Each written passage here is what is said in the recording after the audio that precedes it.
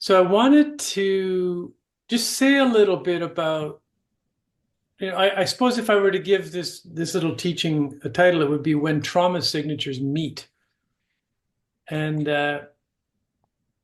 just to refresh our memories, what I call a trauma signature is sort of the combination of the original conditions of mistreatment uh, that evoke or provoke us to do some sense making of reality. And the way we usually make sense of it is that we assume it's our fault.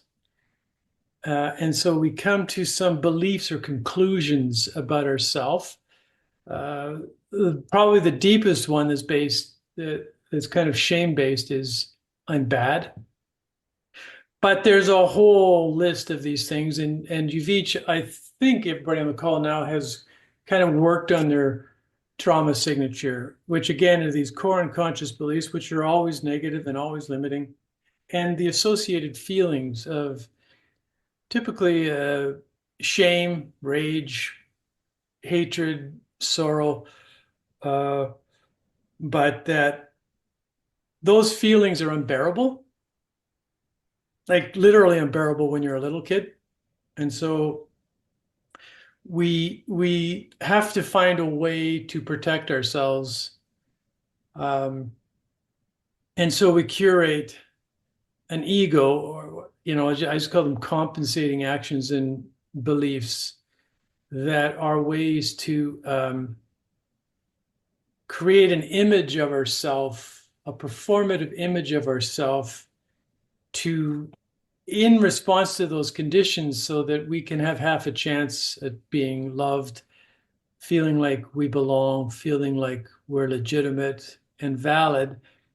And so we tend to get very good at performing life versus living our life. And of course, that life that we perform is written by somebody else. And then when we grow up and we're adults, uh, that performance is motivated. What do I have to do to maybe get the love I didn't get back then? And so we're talking here, especially as it relates to this course, about the curation of the people-pleasing ego.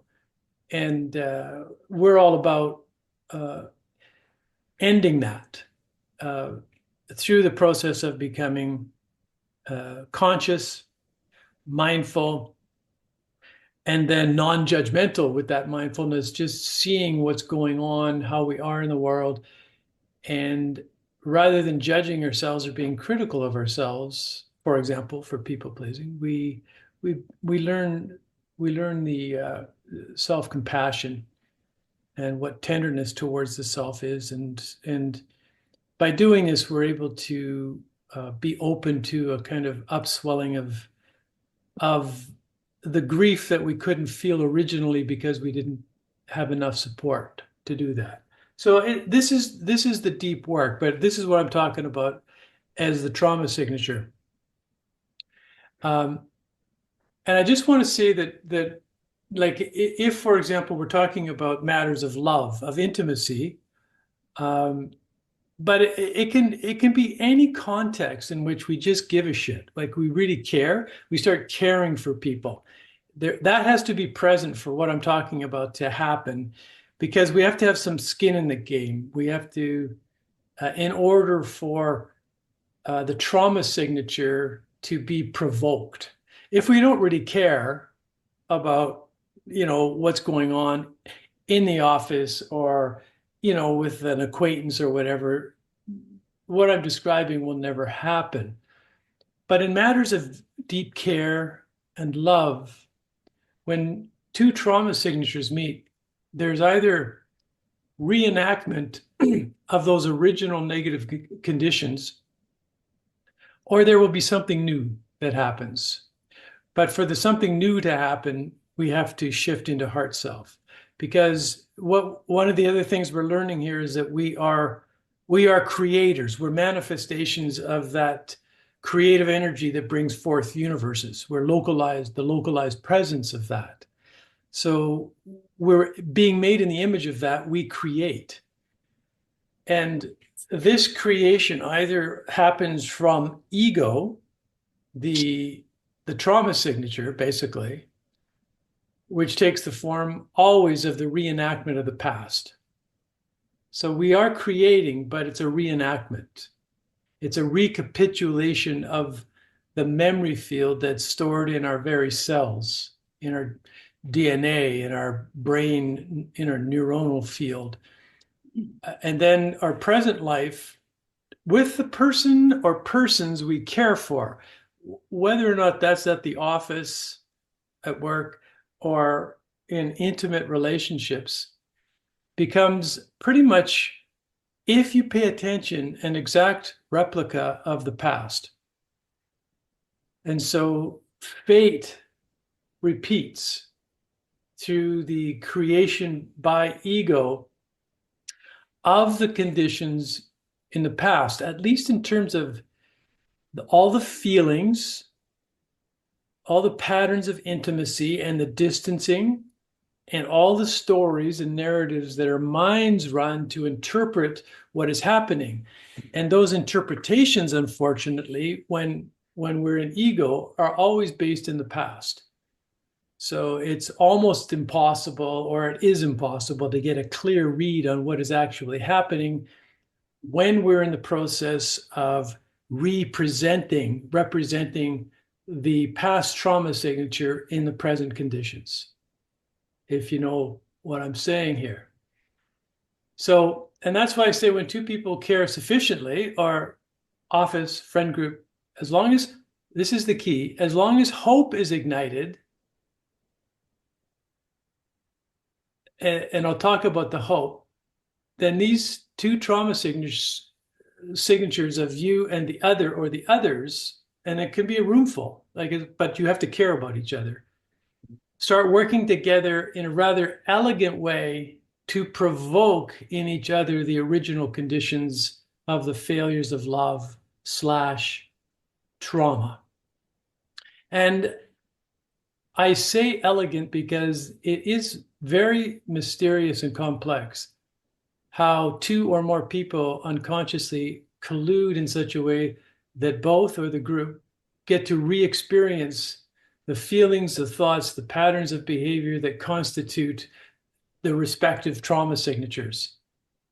And of course, this all happens. I mean, this is what happens. At the office, it just becomes a shit show. It's like everyone's relating to each other through their trauma signatures if they sufficiently care. I just repeat that because there has to be sufficient intimacy to provoke hope. And when unconscious hope is present, then the hope is always that I will get now from these persons what I didn't get in the past. So we set the other persons up, to fill us up, to fill the void, to make the suffering go away, because finally they're going to give me what I didn't get. But we also set them up, therefore, for inevitable failure, because they can't do it. Nobody can do it. All there is to be done about that original wound is to undergo the suffering now that we couldn't undergo then, is to grieve. But to the extent that we unconsciously hope that somebody else can take care of me finally someone's coming, finally someone's going to pick me up, finally someone's going to surround me with love and give me what. And so in the presence of this kind of hope, that's when the trauma signatures get triggered. So you can look at it in terms of the promise of a marriage. At first, there's the flush of love. It carries the promise of something new. And indeed, for the first 6 months or so, maybe the first year, something new does happen. And both people are thinking, finally, I found somebody who can give me what I've always needed. The other is going to be able to compensate for what I didn't get. That's not a conscious thought, but that's what's happening. And then when we discover, and we always do, that he or she can't, or the boss is flawed, this is not going to be my perfect father or my perfect mother, but I thought it was because she was so nice in the beginning or he was so great. Then disillusionment descends. And then begins the project of projecting the past onto the present. Then begins all the interpretations and judgments of what is happening, which are 95% inaccurate. And they reinforce the original narratives of our mind that are based in the cubs, that I'm bad, I don't matter, I'm not worthy, I'm not legitimate. And the defensive ego then doubles down on building the fortress to protect ourselves. And the distancing starts, and the shutting down emotionally starts, and the attacks start. So, for example, say I was emotionally neglected. So I find somebody who seems to do exactly the opposite. They're emotionally tuned into me. They seem to really care. But then there is some little flicker of failure. This person isn't who I thought he or she would be. Then I collapse into the past trauma signature. I start to feel unloved, helpless, mistreated in such a way that it's an almost perfect reenactment when you start paying attention of all those original feelings. There's like a feeling tone to your trauma signature. Everyone's is slightly unique, of course, but that's when we feel I'm unloved, I'm helpless, I'm mistreated, nobody really cares. I thought this, blah, blah, blah. But it is this unconscious hope that they were going to make up for what I didn't get. That's the true source of the disillusionment. It's not actually the other, because as I said, he or she can't do what I thought they were going to do for me. But I set them up to do it. And when they don't deliver, that's when the collapse happens. And that's why I try to catch you. That's why I try to teach about to recognize when you're in a memory. And I don't mean a specific memory. I mean the field, the feeling tone, the beliefs that are coming up, the thoughts that I'm telling myself, the interpretations I'm making about present conditions, which become filters which legitimize the feeling that I'm worthless, that I don't matter. See, I'll be able to, because my mind is going to work, I create the conditions in such a way that I can prove the case that I'm unlovable, that the universe is uncaring, that it's indifferent towards my suffering. And so this is what starts to happen. Oh, Silka.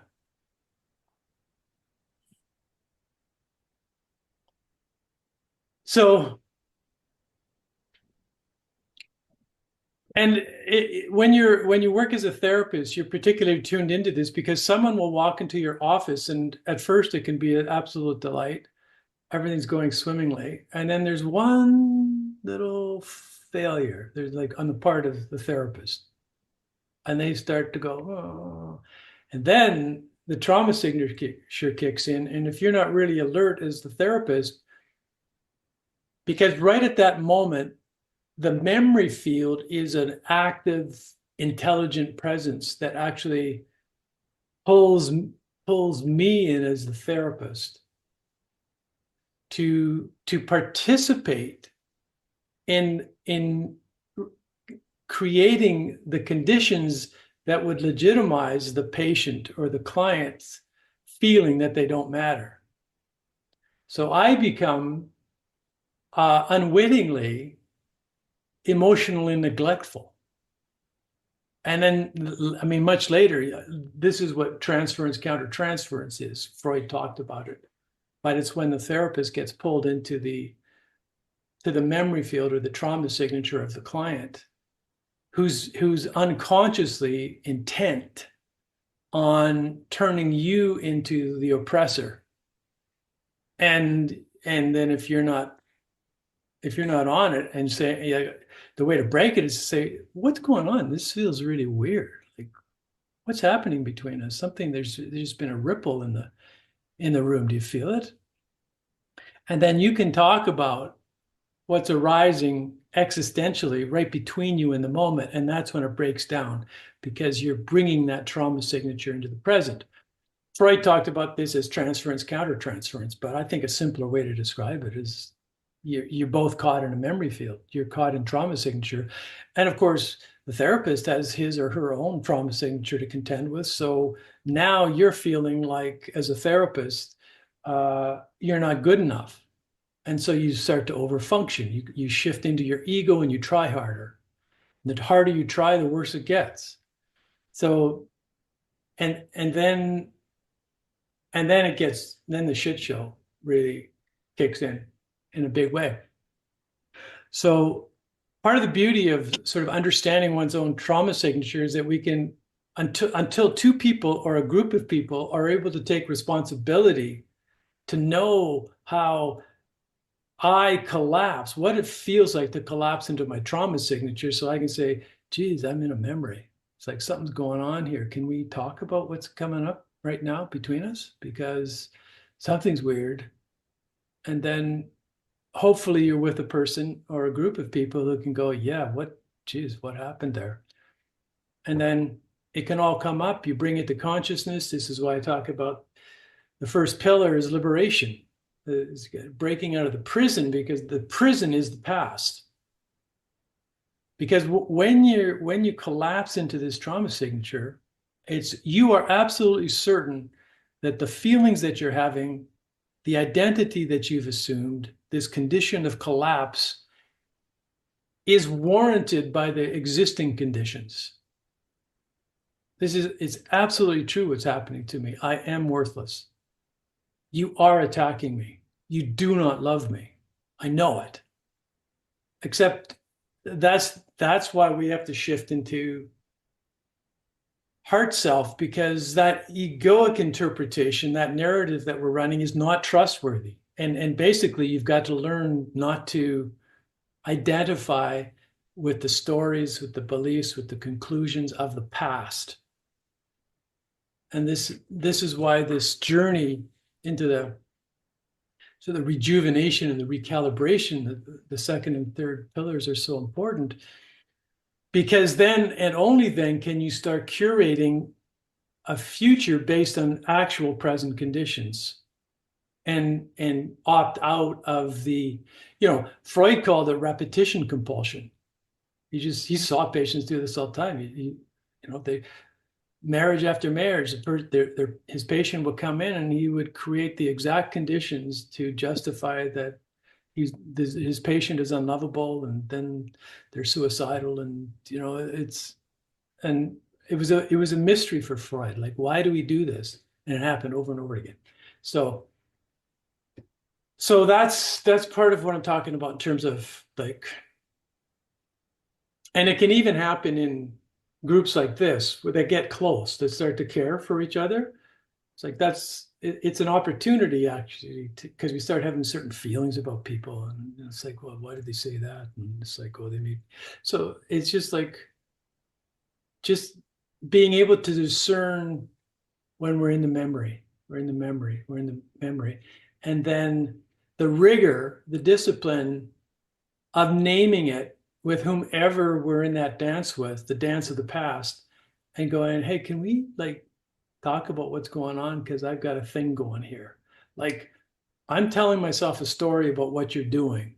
You can tell that person the story about what you're doing and say, is that true? Are you doing that? And that person could say, fuck no. It's like no, I'm honestly not doing that.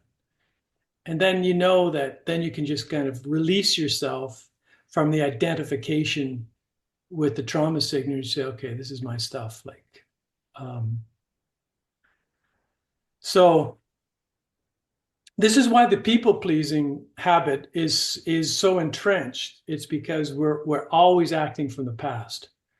It always represents we're imprisoned by the past, simply trying to prove that we're enough. We're caught in unconscious beliefs and in the story about ourselves that if I don't overgive, if I don't self-sacrifice, if I don't take care of your needs, if I don't read you correctly, then you will reject me. you won't like me, and I'm going to go back right into shame and feel like crap. And I'm going to feel exactly like how I was treated when I was young. So that's a little pep talk for the importance of doubling down on knowing, like really getting familiar with the trauma signature, where Walter Wink, a New Testament theologian, called it the temptation to the regressive alternative. The regressive alternative is always being seduced into the past and discovering that I actually fucking like it there. I like those feelings of shame. It feels familiar. It's like there's a part of me that likes wallowing in that stuff. I kind of like being stuck. It just feels like a homecoming. As twisted as that sounds, it's like that's why I say that the core addiction is to the trauma signature. We're addicted to the feeling quality of our mistreated self. And then, we may drink or smoke or do porn or, whatever it is on top of that. But underneath it all is like, I'm unlovable. I'm ashamed of myself. I am shameful, And then we double down on the trying self, which is the ego, which means that we double down on people pleasing because I feel ashamed. The only way out of that is to prove that I'm not shameful.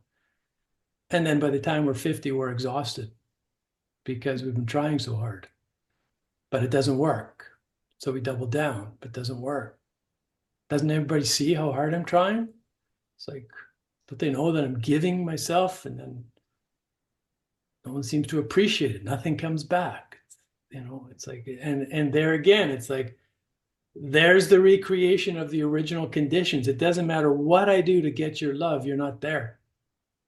And that's the point of it. That's the whole point of the reenactment. It's like I think, to show you that you didn't get what you wanted. You didn't get what you needed. And you show yourself that over and over and over again through these moments of critical reckoning with an other that you care about that's disappointed you again. So I was in an ayahuasca ceremony. I may have told this story, but 2 hours in, nothing happening, and I'm getting pissed. Like I'm going, like, and so I start really getting critical of Mother Ayahuasca. And then I asked the mother, why are you withholding? And then boom, the medicine comes on. I start puking. And that's the question that I wanted to ask my mother. So my mind recreated the conditions with ayahuasca so that I could feel into, why are you withholding love from me? I don't understand. And then with the withholding of love, I have to make sense of it. So the sense you make of it is, I guess I'm bad. I guess I did something. What do you need me to be? I'll be that, And so, and it's sickening. That's why ayahuasca is a purgative. So the whole setup sickening, and then the grief comes, and then you're free. Then you experience the liberation by undergoing the suffering that's yours to undergo, rather than the unnecessary suffering that happens when we recreate the conditions of the past in the present and don't take responsibility for it. Then we're violating ourselves unnecessarily and violating others because we're not doing the work of becoming conscious.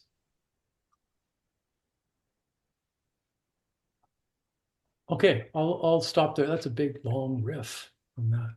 And let that register, sink in. Questions. So let's have a conversation here. Just before you share what it is you feel moved to share, just maybe share a win from the past week.